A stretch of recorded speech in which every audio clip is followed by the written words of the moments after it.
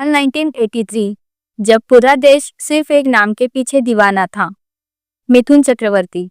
Disco dancer की blockbuster सफलता के बाद मिथुन दा हर फिल्म मेकर की पहली पसंद बन चुके थे।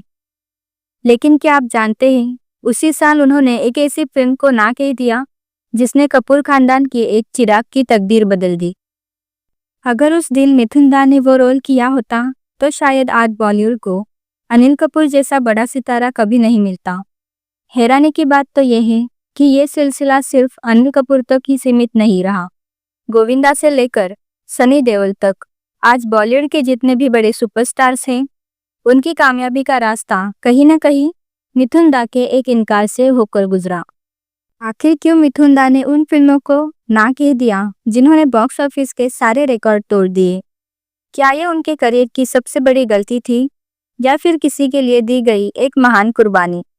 चलिए आज मिथुन चक्रवर्ती के उन 5 बड़े इनकार की कहानी जानते हैं जिन्होंने बॉलीवुड का इतिहास ही बदल दिया।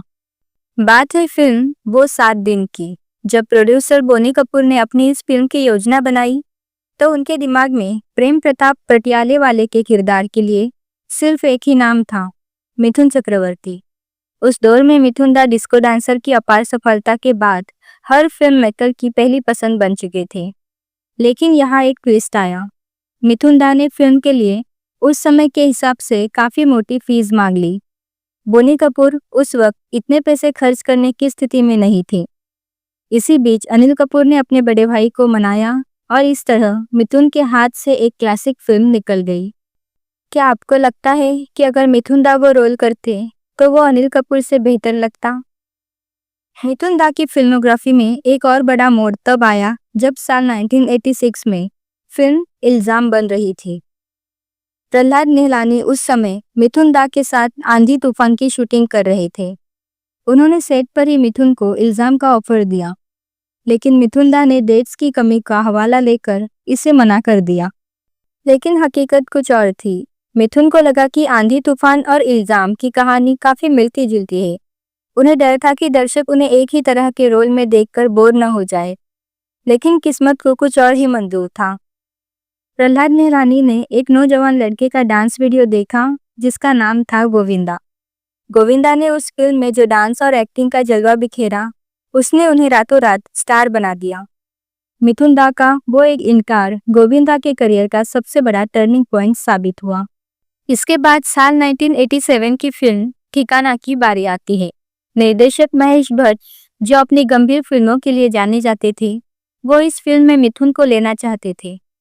मिथुन दा उस समय इतने बिजी थे कि उनके पास सांस लेने तक की फुर्सत नहीं। उन्होंने महेश भट्ट को मना कर दिया और वो रोल अनिल कपूर के पास चला गया। अगर मिथुन दा और महेश भट्ट की जोड़ी उस समय बनी होती तो हमें शायद कुछ और ही बेहतरीन देखने को मिलता। अब जो मैं आपको बताने जा रही हूँ वो सुनकर आपके रोंगटे खड़े हो जाएंगे। क्या आप जानते हैं कि सनी देओल घायल फिल्म के लिए पहली पसंद नहीं थे? इस फिल्म के पीछे एक ऐसी कुर्बानी की कहानी है जो आज तक बॉलीवुड के गलियारों में दबी हुई है। साल 1990 की ब्लॉकबस्टर फिल्म घायल। निर्देशक राजकुमार संतोषी पहले कमल हसन के पास गए, फिर कई और एक्टर्स के पास, लेकिन कोई प्रोड्यूसर नहीं मिल रहा था। आखिर में उन्होंने मिथुन चक्रवर्ती को मनाया। मिथुन दा फिल्म करने को तैयार भी थे, लेकिन तभी एक भावनात्मक मोड़ आया। कहा जाता है कि सनी देओल का करियर उस समय कुछ खास नहीं चल रहा था। धर्मेंद्र अपने बेटे के करियर को लेकर चिंतित थे। जब मिथुन दा को पता चला कि सनी को एक बड़ी हिट की सख्त जरूरत है, तो उन्होंने बड़े भाई का फर्ज निभाते हुए इस फिल्म से कदम पीछे खींच लिए। हालांकि कुछ लोग इसे केवल डेट्स का मामला बताते हैं, लेकिन इंडस्ट्री में आज भी इसे मिथुन दा की एक महान कुर्बानी के रूप में देखा जाता है। सनी देओल ने इस फिल्म में जो आग उगली, उसने उन्हें इंडस्ट्री का असली एंग्री यंग मैन बना दिया।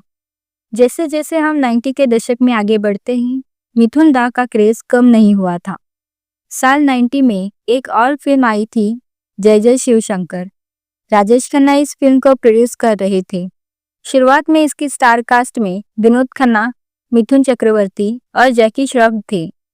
ये उस समय की सबसे बड़ी फिल्म होने वाली थी, लेकिन फिल्म की मेकिंग में इतनी देरी हुई कि मिथुन दा ने इससे किनारा कर लिया। बाद में उनकी जगह जितेंद्र को लिया गया। इसी तरह साल 1991 की फिल्म योद्धा। निर्देशक राहुल रबेल की पहली पसंद मिथुन ही थे। मिथुन को स्क्रिप्ट भी बहुत पसंद आई थी, लेकिन फिर वही तारीखों का मकड़जाल। मिथुन के पास ऊटी में अपनी फिल्मों की फैक्ट्री चल रही थी, जहां वो साल में 10-10 फिल्में साइन कर रहे थे। उन्होंने योद्धा छोड़ी और फिल्म सनी देओल के पास चली गई। इसके बाद 1992 में पुलिस और मुजरिम का ऑफर आया। केसी बोकाडिया मिथुन को बहुत मोटी फीस देने को तैयार थे, लेकिन मिथुन दा अपनी व्यस्तता के चलते इसे नहीं कर सकी और ये रोल विनोद खन्ना की झोली में गिरा। क्या मिथुन दा ने सिर्फ बॉलीवुड की फिल्में छोड़ी? जी नहीं, उन्होंने उस महान निर्देशक को भी मना कर दिया जिसके साथ काम करने के लिए हॉलीवुड तक के एक्टर्स तरसते हैं। आखिर क्यों मिथुन चक्रवर्ती ने मणिरत्नम जैसे दिग्गज के साथ काम करने का मौका गवा दिया, जबकि वो फिल्म आज भारतीय सिनेमा का गौरव मानी जाती है।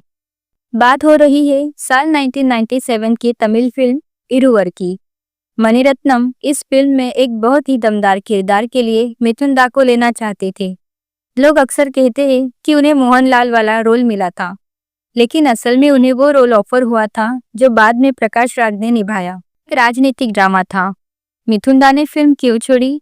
इसके पीछे कई कयास लगाए जाते हैं, लेकिन एक बड़ी वजह भाषा और समय की उपलब्धता थी। प्रकाश राज ने उस रोल के लिए नेशनल अवार्ड जीता। सोचिए, अगर मिथुन दा वो रोल करते तो शायद उनके नेशनल अवार्ड्स की गिनती और बढ़ जाती। इंटरनेट पर एक बहुत बड़ा झूठ फैलाया जा रहा है। आपने भी सुना होगा कि सूर्यवंशम में अमिताभ बच्चन वाला रोल पहले मिथुन चक्रवर्ती को मिला था। क्या वाकई ये सच है, या फिर ये सिर्फ व्यूज बटोरने के लिए बनाया गया एक प्रोपेगेंडा? आज हम इस झूठ की धज्जियां उड़ाएंगे। सोशल मीडिया और कुछ यूट्यूब चैनल्स पर अक्सर ऐसी लिस्ट आती है जिसमें दावा किया जाता है कि सत्ते पे सत्ता, सूर्यवंशम और यहाँ तक कि आश्रम वेब सीरीज भी मिथुन दा को ऑफर हुई थी। लेकिन दोस्तों, तथ्यों की गहराई में जाए तो सच कुछ और ही निकलता है। सत्ते पे सत्ता में कहा जाता है कि अमिताभ के भाइयों में एक रोल मिथुन को मिलना था, लेकिन शक्ति कपूर खुद बताते हैं कि उन्हें वो रोल इसीलिए मिला क्योंकि उनकी शक्ल अमिताभ से मिलती थी। मिथुन दा उस समय खुद एक बड़े स्टार थे, वो किसी फिल्म में भाई का रोल क्यों करते? वही सूर्यवंशम की बात करें तो मेकर्स ने इसे शुरू से ही अमिताभ बच्चन को ध्यान में रखकर बनाया था। ये फिल्म साउथ की रीमेक थी और इसके लिए हिंदी में अमित जी ही पहली पसंद थे। इसी तरह आश्रम वेब सीरीज के लिए प्रकाश झा ने हमेशा बॉबी देओल को ही अपना बाबा निराला माना था। तो क्या मिथुन दा को इन फिल्मों को छोड़ने का मलाल है, या फिर उनकी ऊटी साम्राज्य उनके लिए इन ब्लॉकबस्टर फिल्मों से कहीं ज्यादा बढ़कर था? वीडियो के अंत में जानिए वो एक फिल्म जिसे छोड़ने का अफसोस शायद मिथुन दा को आज भी होगा। मिथुन चक्रवर्ती का करियर हमें सिखाता है कि सफलता सिर्फ उन फिल्मों से नहीं मिलती जो आपने की, बल्कि उन फैसलों से भी मिलती है जो आपने सही समय पर लिया। मिथुन दा ने भले ही घायल या इल्जाम जैसी फिल्में छोड़ी, लेकिन उन्होंने ऊटी में अपनी एक अलग इंडस्ट्री खड़ी की, जहां उन्होंने सैकड़ों वर्कर्स को रोजगार दिया और दर्जनों फिल्में बनाई। ये छोड़ी हुई फिल्मों ने भले ही दूसरों को सुपरस्टार बनाया हो, लेकिन डिस्को डांसर और अग्निपथ जैसे किरदारों ने मिथुन दा को एक ऐसी जगह पर बैठा दिया जहां कोई और नहीं पहुंच सकता। आपको क्या लगता है, इनमें से कौन सी फिल्म मिथुन दा को जरूर करनी चाहिए थी? कमेंट्स में हमें जरूर बताइए।